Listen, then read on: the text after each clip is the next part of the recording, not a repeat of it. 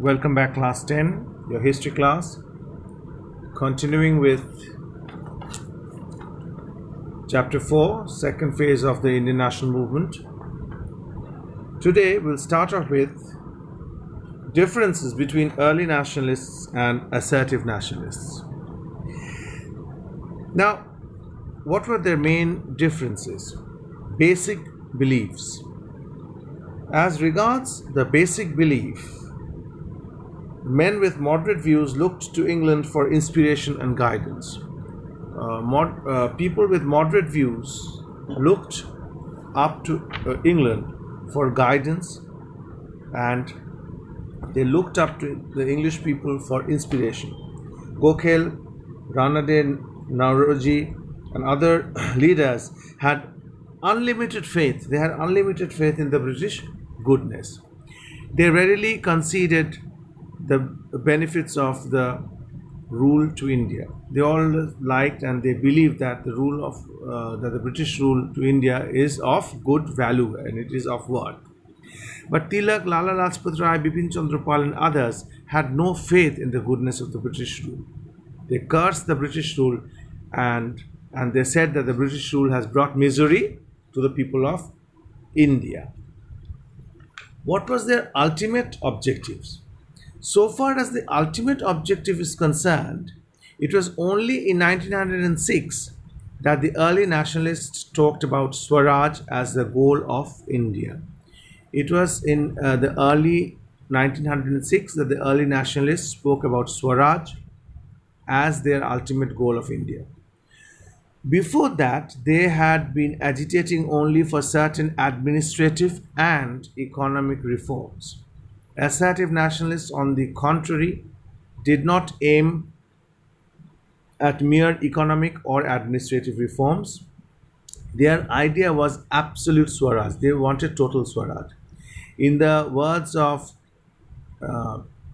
Sitaramaya, Pattabhi Sitaramaya, Gokhale's plan was to improve the existing constitution. Obviously, all the moderates wanted to improve whatever existing is there. But Tilak wanted to reconstruct it. Total reconstruction. Gokhale's method was to win over the foreigners and Tilak was to throw them out and replace them. Their programs and methods of struggle. There was one basic difference in the between the methods of two schools of thoughts. What is the basic difference? Number one, early nationalists carried on their revolution, you can say, or movement by petitions, appeals, prayers, deputations. Their methods were described as political mendicancy because they believed that prayers and appeals and pleas and plead. Sturdy or strong nationalists, on the other hand, believed in Swadeshi and boycott. Regarding the effectiveness of this weapon, Lala Lajpat Rai said that the logic of losing business is more likely to impress this nation of shopkeepers than the argument based on the ethics and justice. So, leaders like Gokhale looked to the classes and the intelligentsia and Tilak to the masses and millions. See, the early nationalists were well-learned people. Obviously, the radical nationalists were also that. But they were much softer. They were much, their way of going against the British was much through petitions, through prayers, not very dynamic. So this was basically the main movement. Now just I'm going through two topics because it is not that important for your examination. Since it is there in your book, I will go through it. Emergence of revolutionary movement in India. Side by side with sturdy nationalism, a number of secret societies came to be formed in Bengal, Punjab, Maharashtra, and other parts of the country. Among the revolutionaries of the first decade of the 20th century, mention may be made of Aurobindo Ghosh, his brother Barindra Ghosh, Khudiram Bose, Vinayak Damodar Savarkar, his brother Ganesh Savarkar, Shyamji Krishna Verma, Mangalal Dhingra, and Lala Hardayal. Certain names of revolutionaries are there who played a very, very important role in the freedom movement. Their names are there. The programs and objectives of the revolutionaries. The object of the revolutionaries was to overthrow the British government by force, forcefully overthrow them. A number of police officials, magistrates, and hostile witnesses lost their lives in the hands of the revolutionaries. In 1908, Khudiram Bose and Profulla Chaki threw a bomb at a carriage which they thought was carrying Kingford, and then the then judge of Muzaffarpur. Actually, the carriage belonged to the same Englishman whose wife and daughter were killed in the incident. Profulla shot himself dead and Khudiram was hanged. In 1909, Madanlal Dhingra killed Curzon Whale, an official of the Indian office in London. He was also tried and hanged. Hardayal, who returned to India in 1910, organized revolutionary activities in Punjab. His key associates were Rashbihari, Amit Chand, and Bal Mukund. Amit Chand was hanged in 1911. So, what was their contribution to freedom movement? The dream of the revolutionaries of a violent uprising in India did not come true. But it would be a big mistake to judge their importance by that test alone. Their heroic deeds created patriotic fervor in many a heart. Those like Prafulla Chaki Khudiram and Madanlal, who had lost their lives, became heroes of folk songs sung all over the country.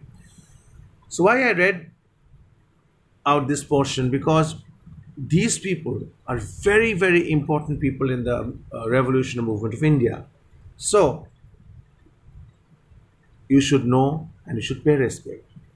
Now, we will be going through three most outstanding leaders of the assertive nationalism, the trio, three people, Bal, Pal, and Lal, or Bal Lal Pal. Bal Gangadhar Tilak, Bipin Chandra Lal Pal, and Lala Lajpat Rai.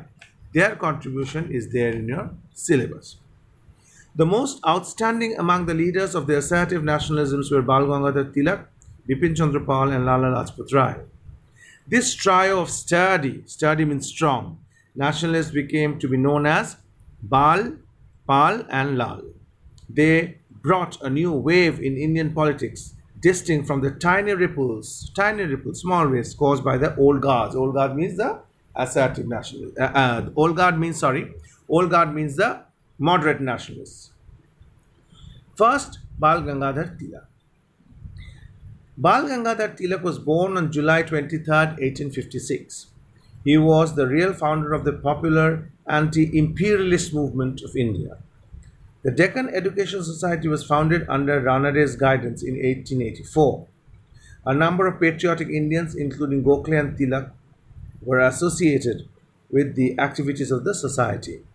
Members of the society offered their services as teachers at a nominal salary.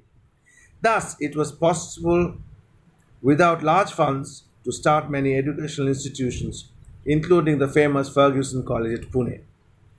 So, this is the background. So, what was Tilak's contribution to the freedom struggle?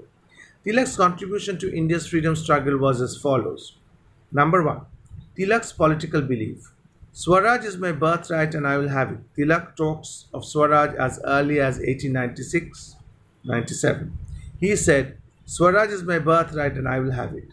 Swaraj and Swadeshi had become the battle cry of these robust, strong nationalists. After the Surat split, they left Congress. In 1908, Tilak was sentenced to 6 years of imprisonment. Number two, bitter attacks on the government. Year after year, the Congress passed nearly the same resolutions without much effect on the government. Tilak therefore came to the conclusion that reforms would be secured not by talk but by action. His weeklies, the Maratha and Kesari, made bitter attacks on the government. He said that political rights have to be fought for. They can only be got by strong pressure. So what did Bal Gangadhar Tilak say? He said that whatever we want, whatever reforms we want from the government has to be fought for. Means employed to expose administration, to mobilize masses, and to arouse nationalist passions. Tilak adopted many methods to carry the agitation of the masses. In 1893, he started the celebration of Ganapati festival in Maharashtra. Important. Satisfied with the success of the festival, he revived the Shivaji festival in 1895. The object was to instill, to put in the minds of the masses a spirit of discipline and patriotism. Tilak is known for organization akharas, that means place, places for wrestling. The Lathi clubs in Maharashtra made to make the youths brave and to strong and to stand against the British Raj. In 1896, what happened? He led a movement or campaign known as No Rent Campaign. He asked the cultivators not to pay land revenue because of famine conditions in the decade. His role in anti-partition movement. What was his role in anti-partition movement? Partition of Bengal gave him a big opportunity to expose evil designs of the government. Leaders like Tilak, Bipin Chandra, and Lala Lajpat Rai transformed the anti-partition movement into a movement for Swaraj. So he took the opportunity of this anti-partition movement and he transformed the movement to a movement of Swaraj. Home Rule Movement. The year 1916 saw the establishment of Home Rule Leagues in Madras and Maharashtra. The two leagues were led by Mrs. Besant and Tilak respectively.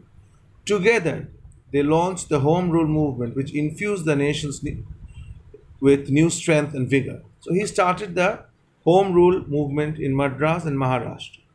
The two leagues were led by Annie Besant and Tilak respectively. Annie Besant started the Home Rule Movement in Madras and Tilak started it in Maharashtra. So this gave a new vigor, a new encouragement to the nation. Tilak's contribution made him a hero of the masses and he earned the epithet, a name, Lokmanya, respected by the people or the masses, and he was almost worshipped like God. Forerunner of Gandhi, very, very important question. Although Mahatma Gandhi regarded Gokhale as his political guru, his ideals were molded by Tilak through a big way. Political guru was Gokhale, but his idea was molded and shaped by Tilak. Gandhi laid a great stress on prohibition, Swadeshi and boycott. All these were preached and practiced by Tilak much before Gandhi did it. So these things were preached by Tilak long before Gandhi started preaching it. So Gandhi's ideal of complete independence was similar to the Tilak's idea of Swaraj. Although Tilak stood for sturdy action, he never resorted to violence.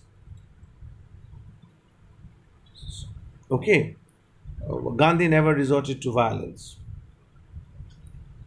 The movements launched by Tilak were precursors, came before of what was to be known as the Gandhian era. Now, Tilak's scholarly, they were very learned people, Tilak's scholarly activities. Tilak was a profound scholar, a writer of great fame. As a scholar, he had three great works to his credit. Number one, the Gita Rahasya, the Orion, and the Arctic Home in the Vedas. Tilak died on 1st August 1920. As one of the makers of the Indian nation, Tilak has won an undying fame. Now we come to Bipin Chandra Pal. Bipin Chandra was the prophet of a bold, self-reliant nationalism in India. He was born in 1858 at Sylhet, now in Bangladesh. He began his career as a headmaster of a high school in Cuttack. Later, he served as a headmaster of high school in Bangalore. In 1876, Bipin Chandra joined the Brahmo Samaj movement.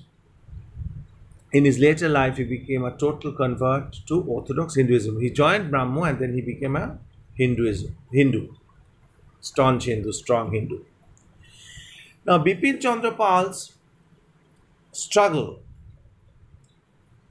and his contribution to the India's freedom struggle. Bipin Chandra's contribution to India's freedom struggle was as follows.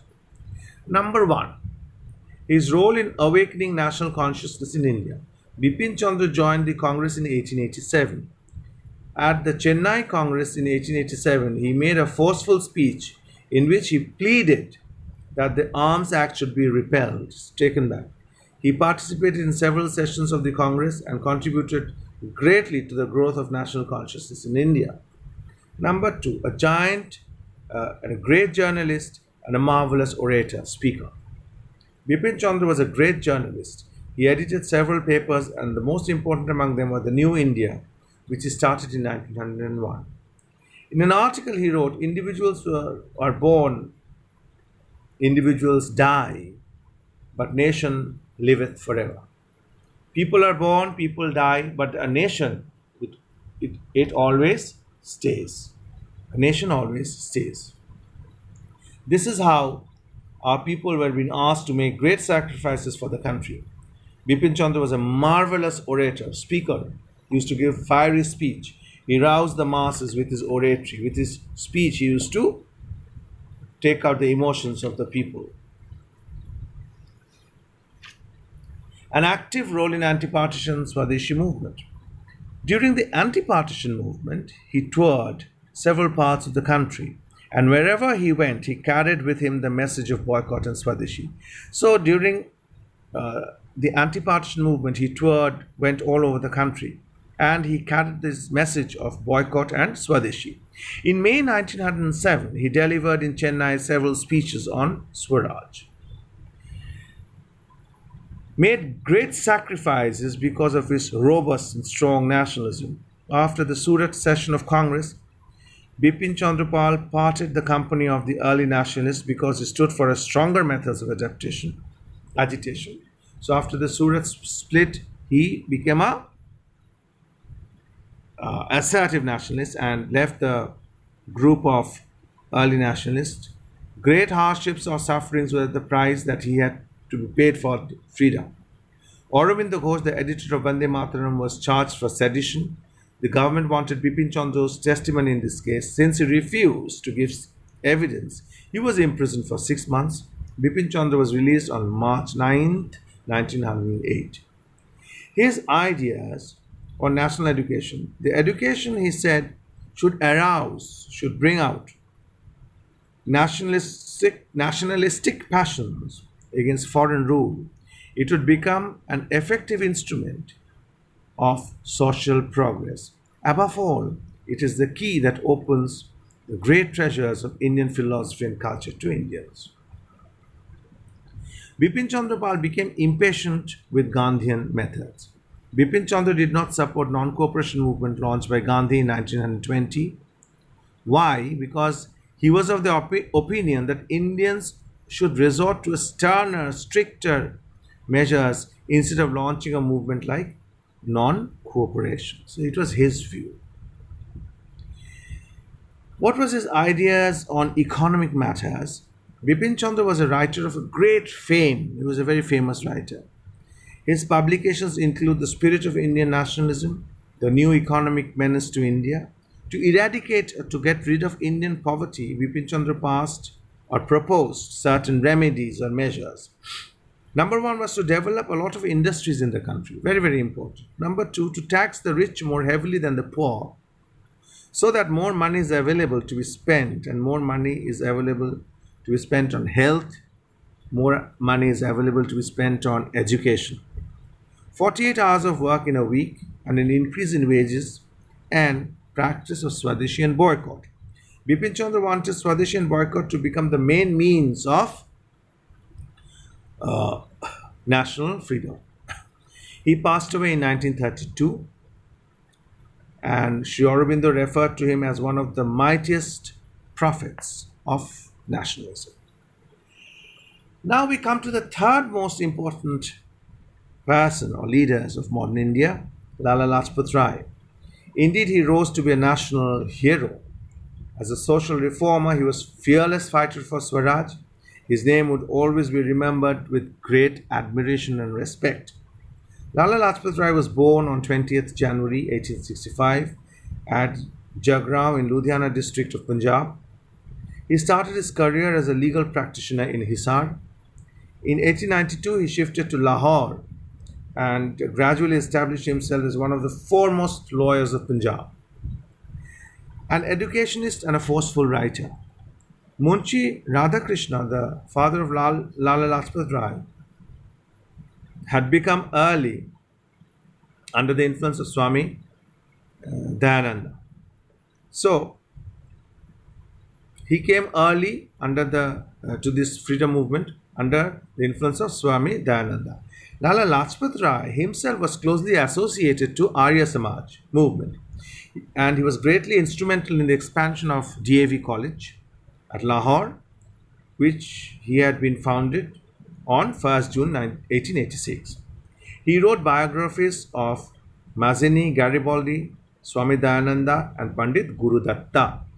His publications include The Call of Young India, England's Debt to India, and The Political Future of India. So these are the great writings written by Lala Lajpat Rai.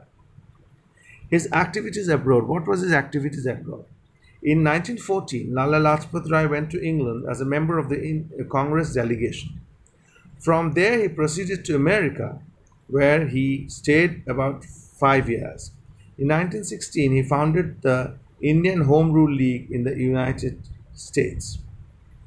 In USA, he started a monthly magazine known as Young India, which spread the message of the rights of Indians to attain Swaraj. So he started a magazine in the United States of America. So what was Lala Lajpat Rai's contribution to India's freedom struggle? Number one was his role in anti-partition and Swadeshi movement. In 1905, Lala Lajpat Rai, along with Gokhale, went to England to persuade the British leaders not to give effect to the scheme of partition of Bengal. So he went to England to persuade them. During the anti-partition agitation, he called upon men and women to fight repression with full strength. He told that everyone should resist this movement. Lala Lajpat Rai's bold, defiant ideas were contained in these words. What he said: the primary thing is prestige of the government, and boycott strikes at the root of their prestige. So if you can stop or resist boycott, the root of their prestige, because they were a very proud breed of people, the Britishers. So if you can hit on their root, their prestige, their self-respect, they will be shaken. Then he was an assertive nationalist and a brave fighter. In 1907, Lala Lajpat Rai and Sardar Ajit Singh were convicted for seditious speeches. Sedition means going against the government. And that time, the Britishers were the government ruling India. Lajpat Rai was deported to Mandalay and kept there in their prison for 6 months. Lajpat Rai presided over historic Kolkata session of the Congress in 1920. It was in this session that a resolution of non-cooperation was adopted by the Congress. Lajpat Rai wanted a bolder action, including the civil disobedience, yet he supported Gandhiji's proposal to spread the message of non-cooperation throughout India. So, Lala Lajpat Rai presided over the historic Kolkata session of Congress in 1920. And in this session, the resolution of non-cooperation was adopted, although he wanted a bolder action, but he supported the decisions or the proposal of non-cooperation made by Gandhi, because Gandhi was a very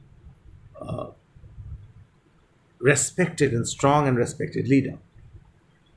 Formation of Swaraj Party and later the Nationalist Party and his entry to the Central Legislative Assembly.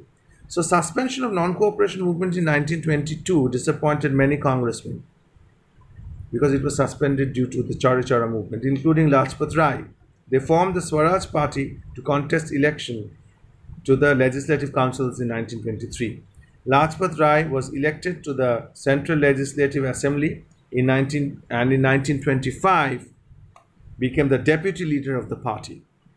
Later he joined hands with Pandit Madan Mohan Malviya in forming the Nationalist Party.